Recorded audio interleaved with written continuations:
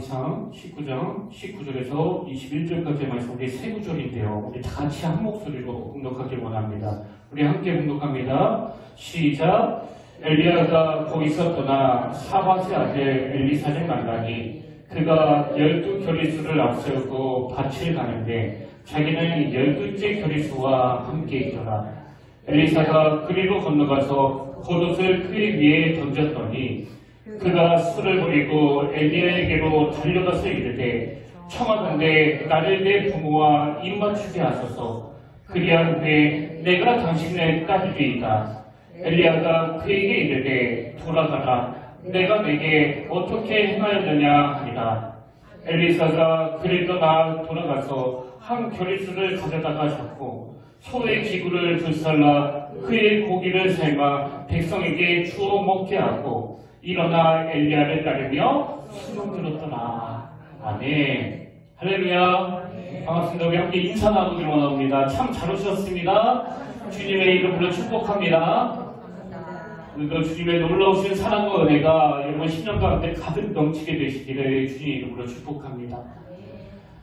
지난주 저는 하나님께서는 각 시대마다 위기의 때를 위해서 준비시키는 사람이 있는데 그 중에 하나가 엘리야의 후계자인 이 엘리사 선지자이다, 그런 말씀을 드렸습니다. 그래서 하나님은 그 로뎀나무 밑에 앉아가지고 막 좌절하고 낙심하고 있는 엘리야의 대안으로 그 준비시키셨던 엘리사를 부르시는데요. 그 내용이 열왕기상 19장 16절 아닙니까? 또 너는 nim시 아들 예후에게 기름을 부어 이스라엘의 왕이 되게 하고 또 아벨모올라 사밧의 아들 엘리사에게 기름을 부어 너를 대신하여 선지자가 되게 하라. 이렇게 하나님은 그 절망한 엘리야 선지자를 대안으로 이 엘리사를 준비하시는데요.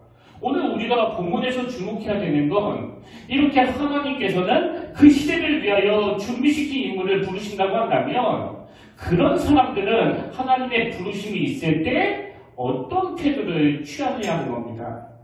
그래서 저는 오늘 하나님이 그 스승 엘리야를 통해서 부르실 때 이 엘리사가 취했던 반응, 태도, 이런 것들을 통해서 예수 믿고 변화된 우리는 이 하나님의 부르심에 대하여 어떤 태도를 취할 것인가, 이걸 함께 살펴보길 원하는데요. 자, 먼저 제가 오늘 본문에서 도전받았던 그 두 가지 포인트가 뭐냐 하면, 우리가 지난주에도 살펴봤습니다만 하나님께서는 그 중요한 일에 쓰임받은 이 엘리사를 그 삶의 현장에서 부르시는 거 아닙니까? 오늘 본문 열왕기상 19장 19절이요. 엘리야가 거기서 떠나 사밧의 아들 엘리사를 만나니 그가 12겨리수를 앞세우고 밭을 가는데 자기는 12째 겨리수와 함께 있더라. 엘리야가 그리로 건너가서 겉옷을 그의 위에 던졌더니, 이렇게 하나님은 엘리야를 통하여 그 삶의 현장에서 너무나 성실하게 자기의 일을 감당하고 있는 이 엘리사를 부르시는 거예요. 그리고 이건 그 다윗도 마찬가지인데요. 자, 시편 78편 70절 71절 우리가 잘 아는 말씀입니다. 또 그의 종 다윗을 택하시되 양의 우리에서 취하시며 전양을 지키는 중에서 그들을 이끌어내사 그의 백성인 야곱, 그의 소유인 이스라엘을 기르게 하셨더니. 여러분, 지금 하나님이 이 다윗을 그 지도자로 세우시는 장소도요, 어디 골방이 아니에요. 양치기인 다윗에게 그 양의 우리는 삶의 현장 아닙니까? 전양을 지키는 중에서 그들을 이끌어내사. 그럼 왜 하나님은 다윗을 또 엘리사를 그 삶의 현장에서 부르시느냐? 하나님은요, 이 두 가지를 점검하기를 원하시거든요. 이 두 가지 점검이 72절에 나옵니다. 이에 그가 그들을 자기 마음의 완전함으로 기르고 그의 손에 능숙함으로 그들을 지도하였도다. 하나님은 지금 뭘 점검하길 원하신다고요? 이 마음의 완전함과 손의 능숙함이에요. 그래서 우리 모두는 삶의 현장에서 하나님이 점검하시는 이 마음의 완전함과 또 이 손의 능숙함을 균형 있게 가지고 있어야 되는데요. 여러분, 여기 나오는 이 마음의 완전함이란 게 뭐예요? 십자가로 변화된 우리 모두는 이 시대를 위해 준비된 하나님의 대안이라는 사실을 인식하면서 사는 거예요. 그래서 내가 지금 어느 자리에 있든지 나는 하나님으로부터 부름받은 하나님의 자녀라는 사실을 인식할 뿐만 아니라 그 하나님의 자녀답게 늘 거룩을 추구하고 늘 정결을 유지하면서 그분이 나를 언제든지 사용하실 수 있도록 그 등불을 준비한 그 신부처럼 살아야 된다는 겁니다. 그런가 하면 이 마음의 완전함만 있어서는 안 되고요. 또 이 손의 능숙함을 가지고 다윗처럼 그 삶의 현장에서 맡겨진 일에 최선을 다하시되 하나님 앞에서나 또 사람 앞에서나 이 사람은 정말 믿을 만한 사람이야. 그렇게 인정받는 자녀가 되어야 한다는 거예요. 근데 여러분, 하나님께서 이 두 가지를 점검하시려면 뭐 당연히 그 삶의 현장에서 부르실 수밖에 없는 거 아닙니까? 예수님이 제자들을 부르실 때도 마찬가지예요. 마태복음 4장 18절에 보십시오.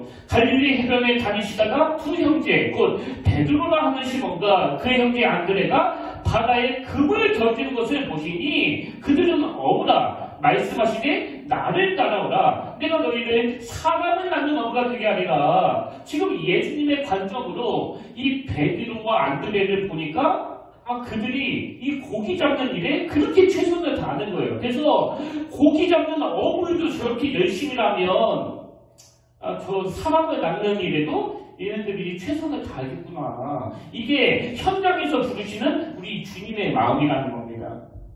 그리고 이건 그 사도 바울도 마찬가지 아닙니까? 여러분도 잘 아시지만 주님이 그 다메섹 도상에서 부르실 때 바울이 그 무슨 일을 도모하고 있었냐면요. 자, 사도행전 9장 1절부터 보십시오. 사울이 주의 제자들에 대하여 여전히 위협과 세기가 등등하여 제사장에게 가서 다메섹 여러 회당에 가져갈 공문을 정하니 이는 만일 그 도를 따르는 사람을 만나면 남녀를 막론하고 결박하여 예루살렘으로 잡아오려 합니다. 지금 주님이 바울을 어디에서 부르시는 거예요? 예수 믿는 사람을 잡으러 다니는 자기 나름대로의 그 삶의 현장에서 지금 부르시는 거예요. 그래서 제 생각에는 예수 믿는 사람을 잡으러 다니는 일에 막 온 정성을 다하는 이 바울을 보면서 주님이 좀 뭐 그 감동을 받으신 거 아닌가? 이게 무슨 소리야? 이런 표정을 지으신 분도 계신데요. 여러분 한번 생각해 보세요. 지금 주님이 사도 바울을 보니까 자기가 맡은 그 일이 예수 믿는 사람 잡으러 다니는 일인데 막 목숨을 걸고 잡으러 다니는 거예요. 그래서 제 추측입니다. 예수님 생각에 얘가 지금 교육을 잘못 받아가지고 아직 생각이 교정되지 않아서 그런 거지. 이 정도 열심인이라면 얘는 됐다 얘는. 그래서 부르신 것 같은데요. 그래서 바울을 불러서 제일 먼저 그 생각을 교정시켜 주시는 거 아닙니까? 뭐가 진리인지, 또 뭘 추구하면서 살아야 되는지, 그리고 사도 바울이 가져야 되는 그 사명이 뭔지를 주님은 그를 만나자마자 제일 먼저 가르쳐 주시는 거예요. 그리고 저는 이 예수님의 생각이 정확하게 맞아 떨어졌기 때문에 바울이 그 복음을 전하는 일에도 목숨까지 건 사도가 되었다고 생각하거든요. 그래서 제가 그 청소년 사역을 하면서 저를 가장 힘들게 했던 부서가 바로 그 중등부인데요. 특히 저는 그 중2 애들이 막 그렇게 힘든 거예요. 그리고 그 애들이 뭐 저뿐만 아니라 모든 교사들을 다 힘들게 하기 때문에 그 대부분의 교사들이요. 1년을 못 버티고 그만두는 경우가 엄청 많은 겁니다. 그러니까 이제 저는 매 년마다 한 10월이 넘어가면 그 한 걱정이 되는 거죠. 그 교사 수급 때문에. 그래서 연말이 되면 교사 그만두고 싶다는 말을 제가 많이 들었는데요. 그러면 저는 항상 그 선생님들에게 이렇게 이야기했습니다. 선생님, 많이 힘드시죠? 너무 힘드시면 올 연말까지만 하고 그만두셔도 괜찮습니다. 너무 걱정하지 마세요. 그리고는 딱 한마디를 더 해요. 근데 선생님들, 올 연말까지만 하고 그만두셔도 되는데요. 당장 다음 주일까지 하고 그만두시더라도 하실 동안에는 정말 이거 하다가 죽을 사람처럼 이 아이들을 위하여 내 모든 것을 던지겠다는 그런 마음으로 해주세요. 근데 여러분, 저는 청소년 사역을 하면서 단 한 번도요, 그 겉면에 도전받고 거기에 모든 걸 다 쏟아부은 그 선생님들 중에서 그의 연말에 그만두는 케이스를 저는 본 적이 없거든요. 맡겨진 일에 최선을 다하시는 거예요. 왜 그럴까요? 그 아이들에게 온 마음을 쏟고 올인하는 동안에 이게 하나님이 나에게 주신 사명이라는 걸 깨닫게 되는 거거든요. 그래서 저도 그 중등부 맡을 때 하나님한테 얼마나 열심히 기도했는지 모릅니다. 하나님 제발 저것들을 품을 수 있는, 저것들을 사랑할 수 있는 마음 좀 주시라고. 오죽하면 제가 그런 기도를 드렸겠냐고요. 아무리 노력을 해도 도저히 내 안에 그 사랑하는 마음이 안 생기니까 그렇게 기도하면서 틈틈이 그 애들 만나가지고 먹이고 그랬는데요. 얘네들이 참 밉상인 게, 그 청년부 아이들은 내가 사준다고 하면 보통 그 중에서도 제일 싼 거, 떡볶이나 과자 이런 걸 고르거든요. 근데 중등부 애들은 그러지 않습니다. 진짜 지갑 열 때 제 손이 벌벌 떨리는 것만 골라요. 무슨 그 아웃백에 가자는 애가 없나, 또 무슨 랍스타를 사주려는 그런 애가 없나. 근데 여러분, 제가 그 하나님 앞에 이 아이들을 사랑하게 해달라고 기도하면서 그 애들한테 온 마음을 쏟았거든요. 사랑은 정말 그 은사더라고요. 그 애들이 예뻐 보이는 거예요. 오늘 아침에 하나님께서는 여러분이 이렇게 현장에 와서 예배드리는 이 모습도 귀히 보시지만, 오늘도 우리 삶의 현장에서 우리가 어떤 자세를 가지고 살아가는가를 점검하기 원하신다면, 저는 오늘 하나님 여러분이 이 말씀의 은혜를 받으시고 하나님이 부르신 그 곳에서 다윗처럼 이 마음의 완전함과 또 손의 능숙함을 가지고 참 최선을 다해서 하루하루를 살아내시는 그런 성도님들 되시기를 바랍니다. 그런 의미에서 저는 저와 여러분이 이 원리를 잊으면 안 된다고 생각하는데요. 자, 마태복음 25장 23절에 보십시오.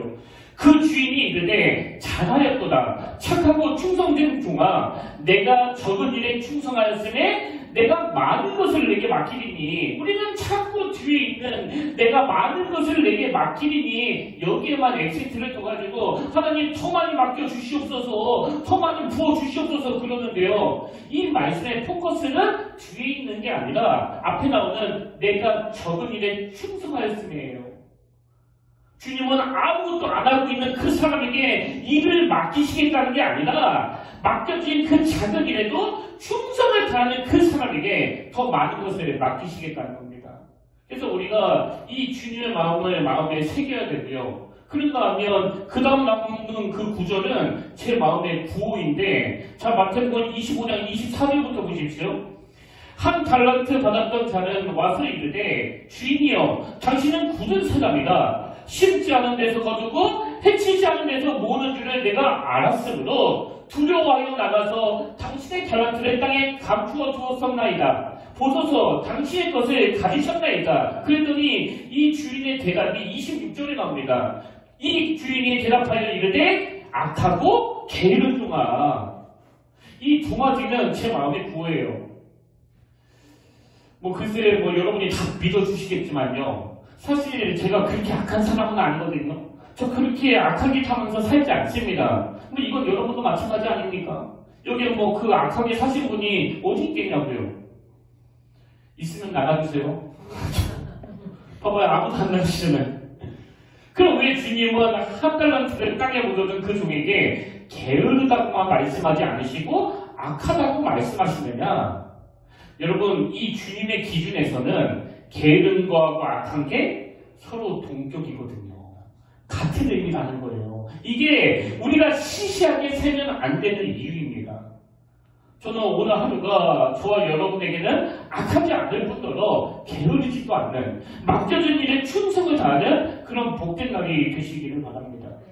그래서 저는 오늘 본문에서 자기가 맡은 일에 대해 성실한 모습을 보여주는 이 엘리사를 보면서 참 많은 도전을 받았고요. 그런가 하면 두 번째로 저에게 도전이 됐던 내용이 하나 더 있는데, 그게 뭐냐니까, 그렇게 삶의 현장에서 밭을 가는 일에 온 마음을 쏟았던 이 엘리사가 하나님의 부르심을 듣자마자 자기의 모든 것을 금방 포기한다는 거예요.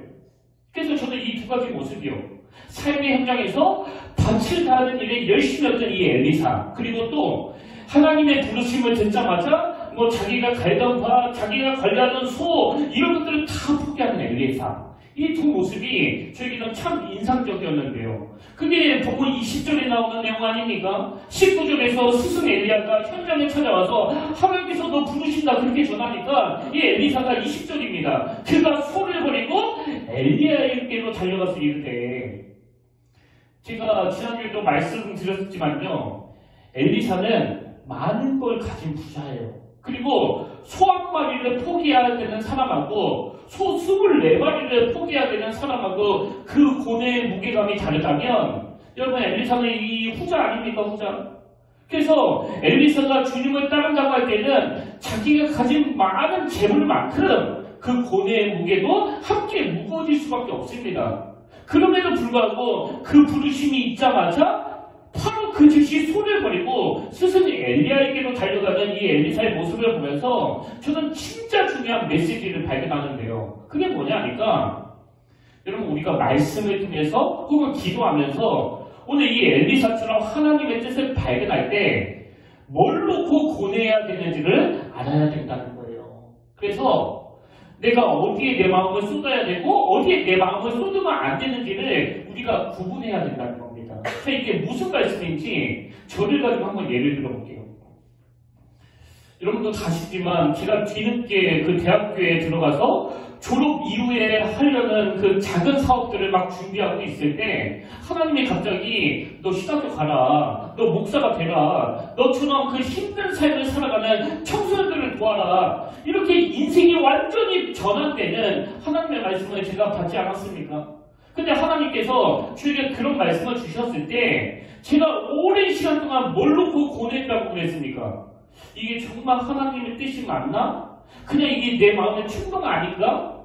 이걸 고뇌하면서 분별하는데 거의 뭐 2달 이상의 시간을 제가 보낸 거예요. 그리고는 이걸 분별하기 위해서 제가 그 성경을 일독하기로 결심한 거 아닙니까? 그래서 책상에 앉아서 이게 정말 하나님이 나에게 주신 말씀인지 그걸 분별하기 위해서 제가 뭐 창세기부터 요한계시록까지 읽으면서 온 정성과 온 시간을 다 쏟았는데요.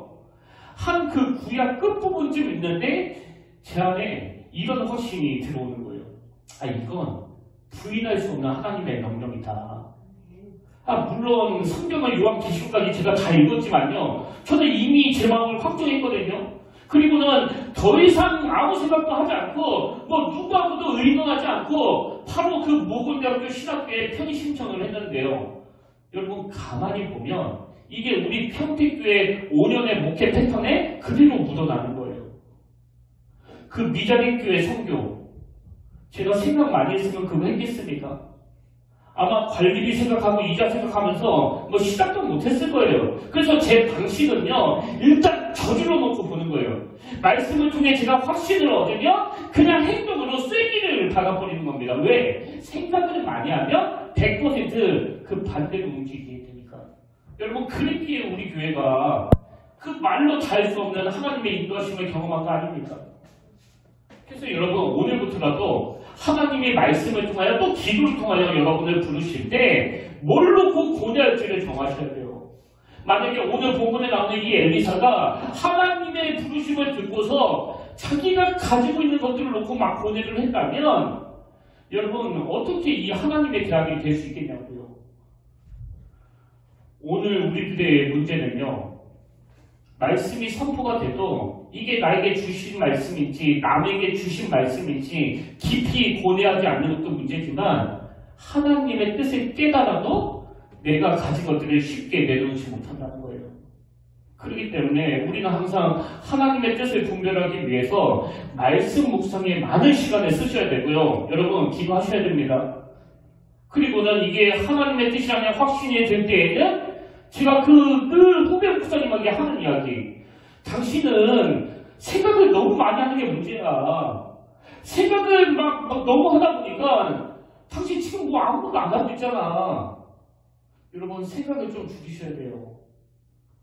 오늘 본문에 나오는 엘리사가 여러분 절대로 그 경솔한 사람이 아닌데요. 그는 이미 말씀을 통해서 나는 하나님의 대안이라는 이 확신을 가지고 있었기 때문에 언제든지 하나님이 자기를 쓰실 수 있도록 그 삶의 현장에서 성실하게 살면서 준비하고 있었고, 그 준비가 됐기 때문에 하나님의 부르심이 있자마자 즉시 그렇게 아끼던 닭과 소 그 모든 것들을 포기할 수 있었다는 겁니다.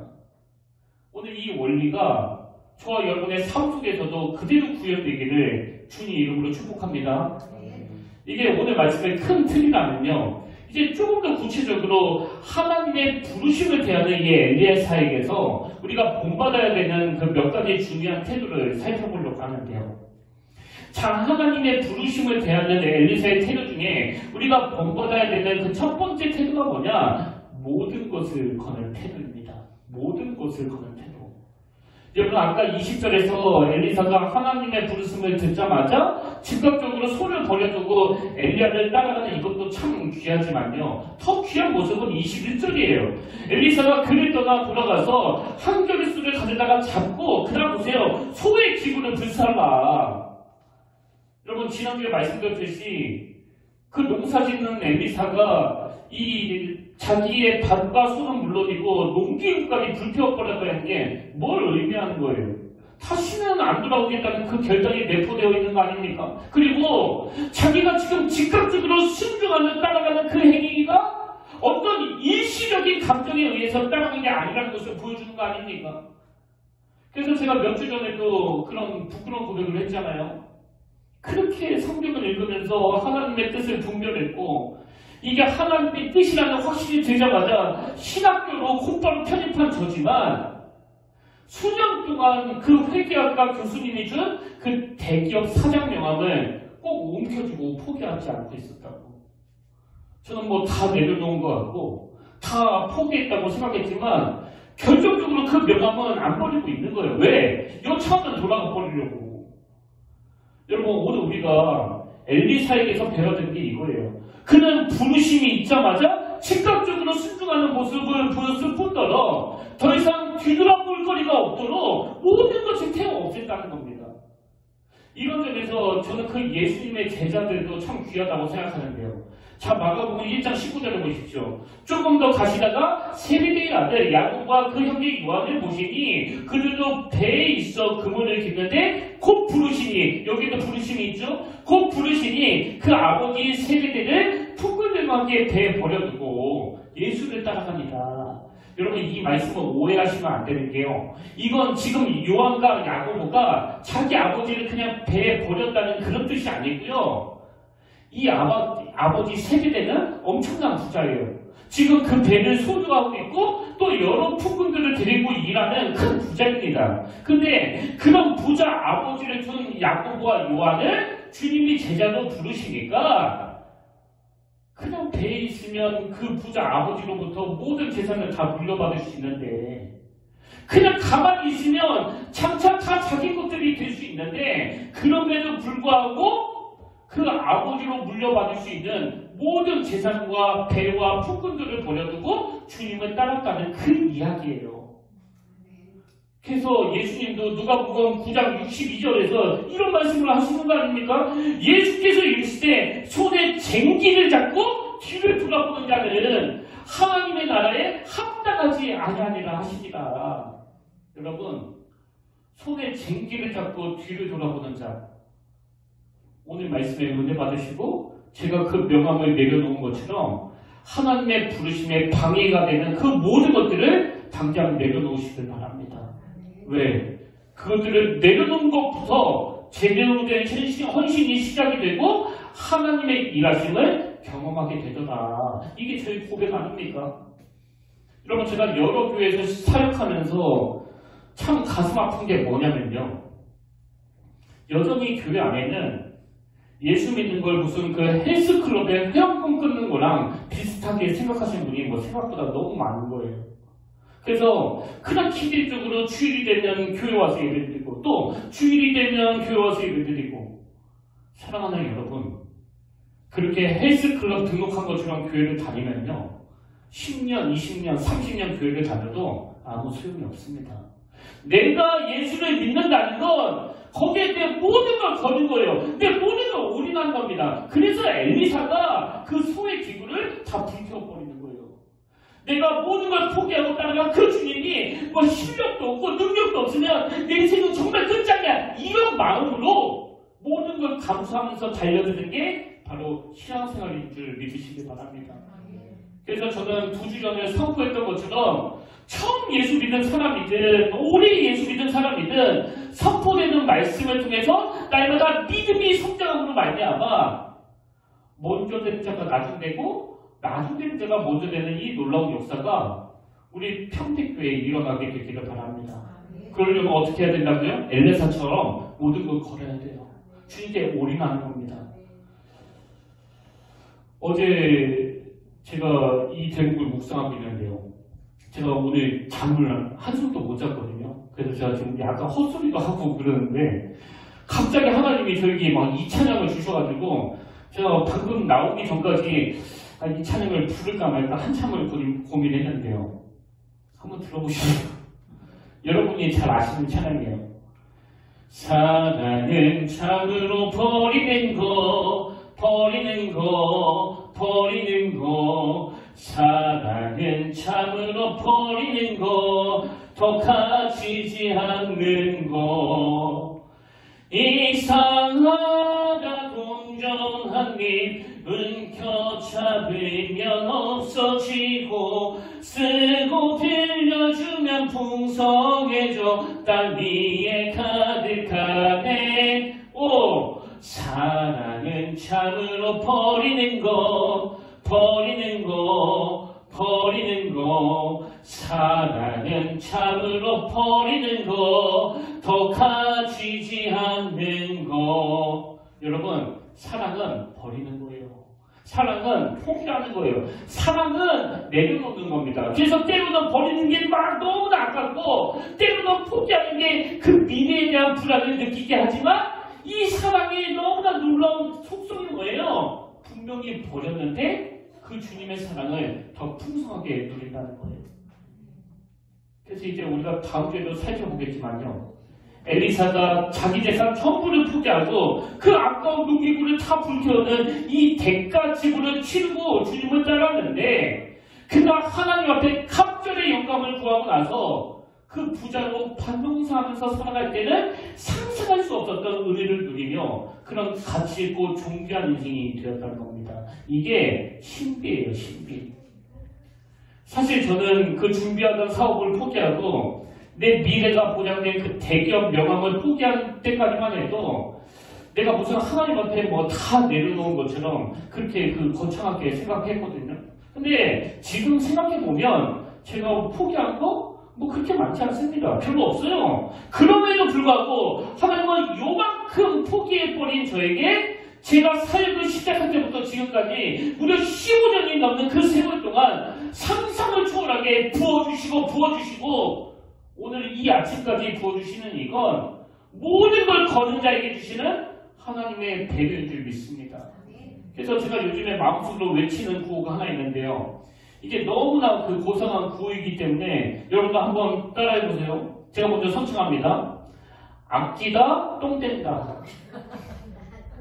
한 번 더요. 아끼다 똥된다. 제가 사역하면서 발견한 진리 중에 가장 놀라운 진리예요. 아끼는 모든 건 다 똥이 되더라고요.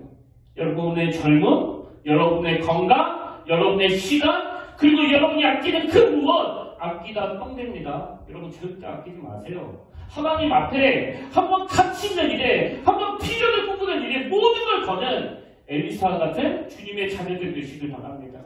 그러니까 하면 두 번째로 부르심을 대하는 엘리사의 모습에서 우리가 본받아야 될 태도가 뭐냐? 바로 사람을 위하는 모습이에요. 사람을 위하는 모습.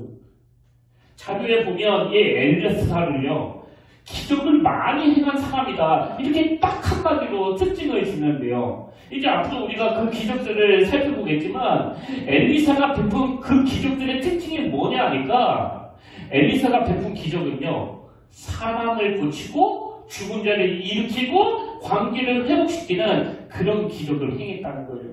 그리고 그 하나님의 놀라운 기적을 통하여 절망하고 좌절하고 고통당하는 사람들을 섬기는 일을 했다는 겁니다.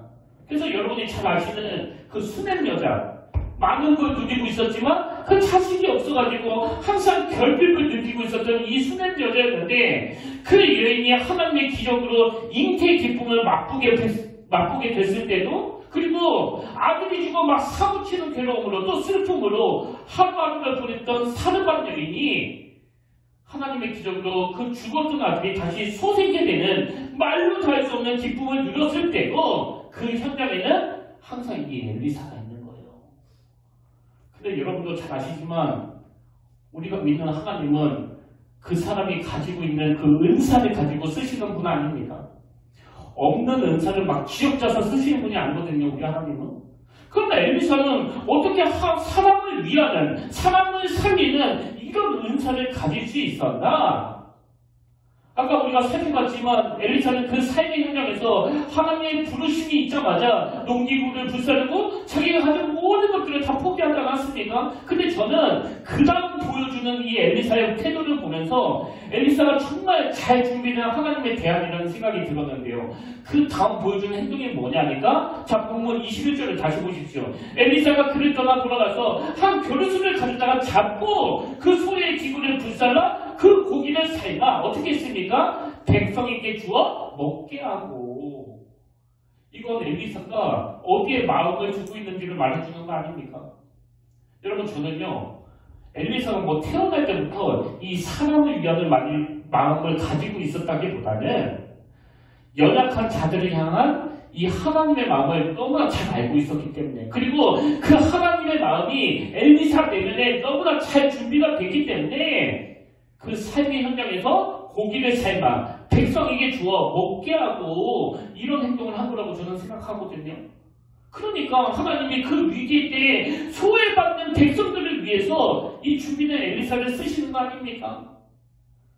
오늘 주님이 우리에게 요구하신 것도 바로 이거예요. 자, 마태복음 12장 9절부터 보십시오. 거기에서 떠나 그들의 회당에 들어가시니 한쪽 수많은 사람이 있는지라 사람들이 예수를 고발하라 하여 물어이르되 안식일에 병을 고친 것이 옳으니까 예수께서 이르시되 너희 중에 어떤 사람이 양 한 마리가 있어 안식일에 구덩이에 빠졌으면 끌어내지 않겠느냐. 사람이 양보다 얼마나 귀하냐. 그러므로 안식일에 선을 행하는 것이 옳으니라 하시고 이에 그 사람에게 이르시되 손을 내밀라 하시니 그가 내밀매 다른 습과 같이 회복되어 성하더라. 바리새인들이 나가서 어떡하여 예수를 죽일까 의논하거늘. 지금 주님이 우리에게 뭘 요구하시는지 아시겠죠? 안식일에 중요한 거는 예배 장소가 얼마나 화려하냐, 찬양이 또 얼마나 은혜스럽냐, 이게 아니라 지금 무슨 일 때문에 절망하고 아파하는 그 사람에 대하여 얼마나 귀하게 여기고 있느냐예요. 이게 그 당시 종교인들하고 예수님의 근본적인 차이입니다. 정말 이 말씀 앞에 정말 한국교회가 또 저 같은 목사들이 반성하고 또 반성하고 또 반성하기를 원해요.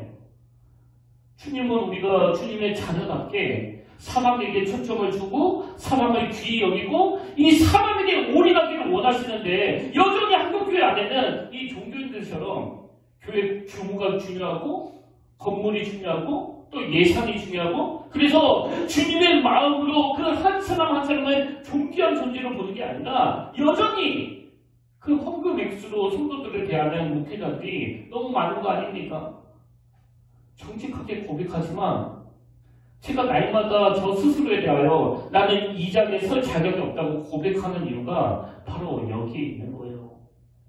그 사람을 살리는 일이라면 그게 안식일을 어겼다는 오해를 받는 일이라 할지라도 그래서 저것들은 핍박을 받는다 할지라도 내가 이 장애인을 고쳐야 되겠다는 게 이 주님의 절박한 마음인데 저에게는 이 마음이 잘 안 보이는 거예요. 아무리 노력을 해도 그 마음이 생기지 않는 겁니다. 저는 정말 매 주일 설교할 때마다 그 주님의 마음으로 말씀을 선포하기 원하거든요. 그래서 오늘 새벽에도 여기 단상에 앉아가지고 하나님 비록 제가 이 주님의 마음으로 말씀을 전할 자신은 없지만 성령님께서 능력으로 함께해 주신다면 가능한 줄로 믿습니다.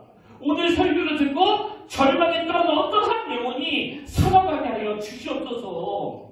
왜 이렇게 기도한다고요? 제 안에는 그런 은사가 없기 때문이에요. 이 주님의 마음으로 설교하기를 매달리며 기도하는 거거든요. 오늘 우리 평택교회 안에 사람을 귀하게 여기시는 이 주님의 마음이 회복되기를 바랍니다. 그래서 저는 그 이국종 교수가 쓴 골든 아워에 나오는 한 대목이 저를 너무나 감동시켰는데요. 그 의사 선생님의 고백을 여러분 한번 들어보십시오. 사람을 살리는 것, 그것이 우리의 일이다. 또 이런 말도 합니다. 살릴 수 있는 생명은 무조건 살려야 된다. 그 다음 말도 너무 감동적이에요. 환자는 돈 내는 만큼이 아니라 아픈 만큼 치료받아야 한다. 마지막으로 환자의 명단과 협의제도 실적이 내가 이 세상에서 일을 하면서 존재했다는 유일한 흔적이다. 무슨 뜻이에요? 내가 의사로 살아가면서 중요하게 생각해야 되는 건 뭐 어느 병원에서 근무했나? 무슨 대학교 나왔나? 또 얼마나 유명하나? 이런 게 아니라 한마디로 말해서 내가 환자를 몇 명 살렸나? 내가 환자를 몇 명 고쳐줬나? 이게 자기를 평가하는 유일한 기준이라는 거예요. 그러면서 여러분, 이국종 교수가 의사로서 정체성을 이렇게 피력하고 있다면 예수 믿고 변화된 여러분은 어떤 정체성을 가지길 원하세요? 나만 유명해지고 나만 잘 먹고 잘 쓰는 이런 태도로는 절대 하나님의 대안이 될 수 없다는 사실이에요. 예전에 제가 그 설교 중에 꿈꿨던 내용을 가지고 한번 말씀드린 적이 있는 것 같은데요. 아마 기억하시는 분도 계실 거예요. 제가 잠을 자다가 꿈을 꿨는데 그 꿈에서 이제 제가 내일이면 죽는다는 겁니다. 근데 이게 꿈인지 생신인지 모르니까요. 제 마음 안에 어떤 마음이 확 드는가 하면 이제 내가 내일 하나님 앞에 가면 살면서 단 한 명도 전도하지 못한 것 때문에 막 이런 책망을 받을 것 같은 거예요. 의수야, 너 몇 명 살렸어?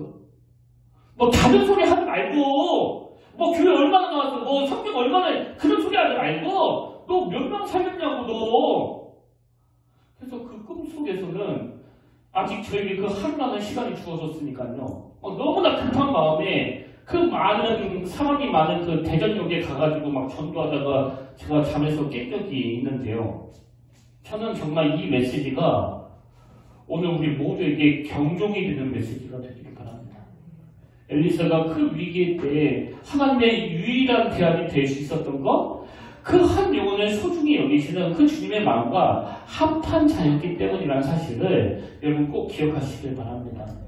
그러면 마지막 세 번째로 우리가 엘리사에게서 배워야 될 태도가 하나 더 있는데요. 우리가 본받아야 되는 엘리사의 귀한 태도는 낮아짐과 사명을 따라 사는 삶이에요. 이건 제가 좀 짧게 설명하고 다음 주에 이어서 설명하기 원하는데요. 자, 21절입니다.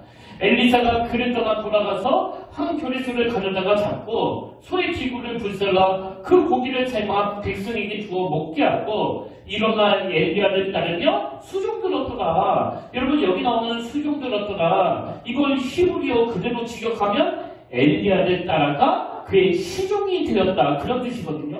그러니까 엘리사가 엘리야의 후계자로 세움을 받는 그 현장에서 막 비장에게 모든 것을 포기하고 그 농기업까지 태우면서 스승이 엘리야를 따라갔는데 아마 저 같으면 아니 나 하나님이 부르신 종인데 내가 왜 당신의 종이 되어야 하느냐고 막 그러면서 화낼 것 같은데요. 엘리사는 그러지 않고 무려 10여 년 동안 이 엘리야의 종으로 살아갑니다. 저는 엘리사가 그렇게 10여 년의 긴 세월이 지나고 자기의 시대가 도래했을 때 하나님으로부터 너무나 충만하게 또 너무나 뜨겁게 하나님의 그 놀라운 기적들을 많이 베푸는 그런 통로로 쓰임받을 수 있었던 건 엘리사 스스로가 나는 언제가 꽃을 피울 때고 언제가 꽃을 피우면 안 되는 때인지를 정확히 알고 있었기 때문이라고 저는 생각하거든요. 그래서 이 단어가 그 출애굽기 33장 11절에도 똑같이 나오는데요. 자 보십시오. 모세는 진으로 들어오나 눈의 아들 젊은 수종자 여호수아는 회막을 떠나지 아니하니라. 여러분도 아시지만 모세의 후계자는 이 여호수아 아닙니까? 그리고 이 여호수아도 모세의 시종이었거든요. 그래서 성경에서 엘리야의 후계자 엘리사와 모세의 후계자 이 여호수아에게 똑같은 단어가 쓰여졌는데 여기에서 중요한 게 뭐냐니까요. 그들은 모두 자발적으로 자기 스스로 그 종의 자리로 들어간다는 사실이에요. 그리고 이게 그 시대를 위하여 부름받은 자들이 취해야 될 하나님의 대안이 갖춰야 될 모습이라는 겁니다. 오늘 엘리사가 하나님의 부르심이 있자마자 모든 것을 다 거는 모습, 사람을 위하는 모습, 그리고 마지막으로 낮아짐과 사명을 따라 사는 삶을 보여줬다고 한다면 오늘 하루 저와 여러분은요, 하나님의 부르심 앞에 뭘 포기하고 뭘 준비해야 되는지를 깊이 돌아보시면서 각자의 삶의 현장에서 마음의 완전함과 또 그 손의 능숙함을 가지고 주님의 마음을 닮아가려고 애쓰는 그런 하나님의 대안으로 살아가시기를 주님의 이름으로 축복합니다. 그래서 저는 결단 찬양으로 우리가 아까 전에 그 예배전에 불렀던 부르심 같은 찬양을 함께 부르기를 원하는데요.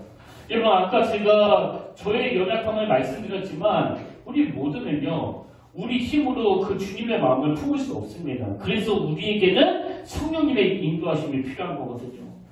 이 시간, 이 찬양 함께 부르실 동안에 그 변화의 주체자 되시는 성령님을 사모할 때 그 사모하는 자에게 주시는 능력과 여러 은사들을 꼭 경험하고 맛보게 될 줄로 믿습니다. 우리 오늘 말씀을 기억하며 우리 함께 찬양하길 원합니다. Yeah.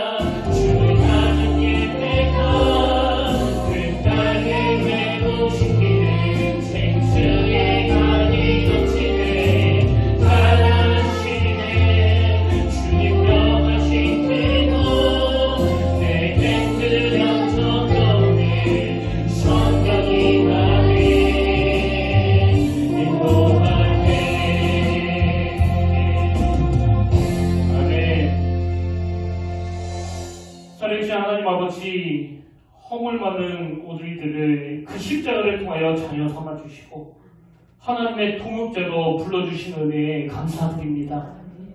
오늘 엘리사가 그리고 다윗이 그 삶의 현장에서 마음의 완전함과 또 손의 능숙함을 가지고 하나님의 대안으로서의 그 사명을 준비한 것처럼 아버지 우리도 언제든지 하나님이 쓰실 수 있도록 그 준비된 인생이 되기를 원합니다.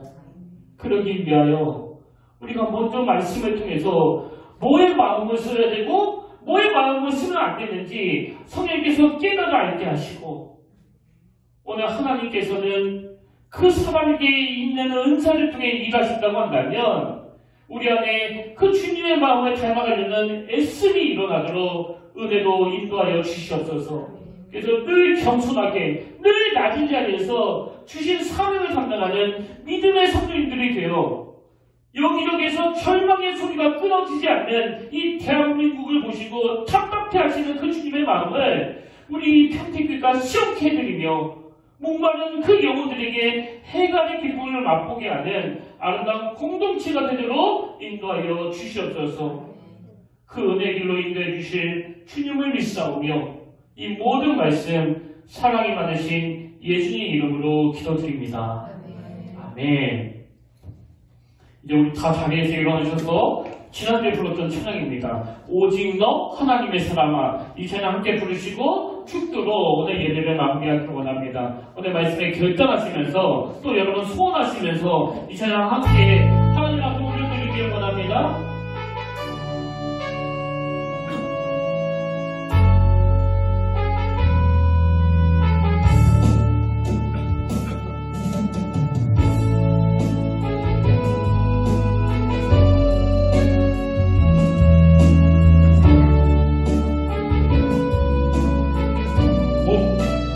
신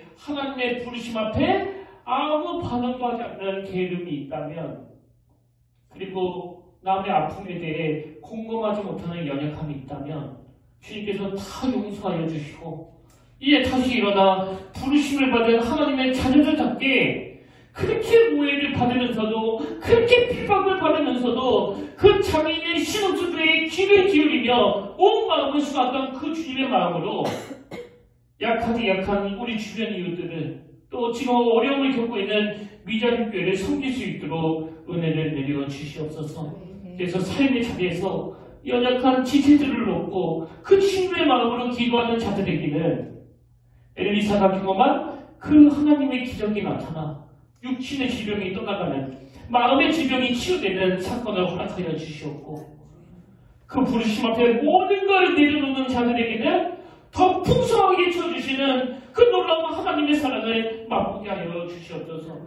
무엇보다도 이번 한 주간 동안 각자 삶의 자리에서 맡겨진 일에 최선을 다하며 살아갈 때 하나님 앞에서나 또 사람 앞에서나 참으로 인정을 받는 우리가 되도록 역사하여 주시옵소서. 이제는 우리 주 예수 그리스도의 은혜와 하나님 아버지의 다함없는 사랑과 성령님의 감동, 감화, 위로, 교통, 충만하심의 역사가 오늘 하나님의 부르심 앞에 민감하게 반응하며 하나님의 대안으로 살아갈 것을 결단하며 예배하는 모든 주의 자녀들 머리 위에 지금부터 영원토록 함께 하시기를 간절히 축원하옵나이다.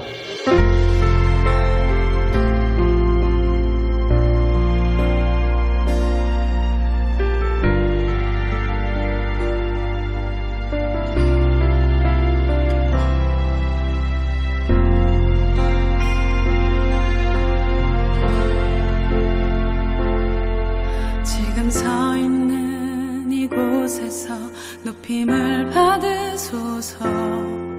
내가 밟는 땅 주님